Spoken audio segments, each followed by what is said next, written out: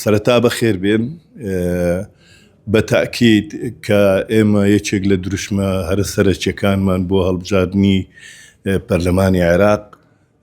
لیستی 222 کە بە خەڵک دەڵێن هێزی تۆین بە فعلی لە ڕابردووش ئێمە هەر هێزی خەڵک بووین لە دابینکردنی ماف و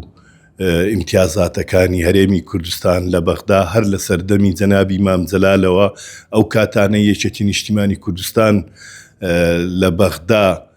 بەهێز بووە، کوردیش لە بەغدا بەهێز بووە، بەڵام تا ئەو کاتانی کە دوای کۆچی دوایی سەرۆک مام جەلال ڕووداوەکان ئاڵوگۆڕیان بەسەر هات ئەوە بوو کە یەکێتی نیشتیمانی کوردستان جۆرێک لە پاشەکشەی کرد لە دەنگەکانی ئەوە بوو کوردستانیش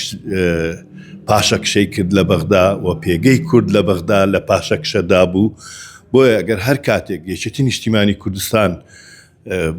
دەیسەلمێنێ کە هێزی خەڵکە کە دەڵێ هێزی تۆین بە فعلی هێزی خەڵچین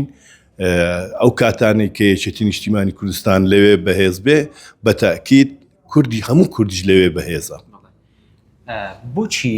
خەڵک دەنگ بە یەکێتی نیشتیمانی کوردستان بدا بۆ هەڵبژاردننی خولی شەشەمی پەرلەمانی عێراق؟ ئێمە بۆ خولی شەشەمی پەرلەمانی عێراق داوا دەکەین خەڵک لە پێناو بەرژەوەندیەکانی خۆی دەنگ بە یەکێتی نیشتیمانی کوردستان بدا، دەنگ بە لیستی 222 بدا، لەبەرەوەی ئەگەر دەنجی بە یەکێتی نیشتیمانی کوردستاندا دەنجی بە لیستی 222 دا ئەوە موچەی و قوتی ژیانی خەڵک لە مەترسی ڕزگاری دەبێت تا لایەنی بەرامبەر کە پارتی دیموکراتی کوردستانە زۆری نەبێ لە بەغدا دەبێ هەموو کاتێک موچەی خۆران و فەرمانبەران دڵیان لەناو دەستیان بێ، چونکە ئەوان یاری بە موچە و قوتی خەڵک دەکەن لە پێناو بەرژەوەندی باڵای کۆمپانیاکانی حزبیان.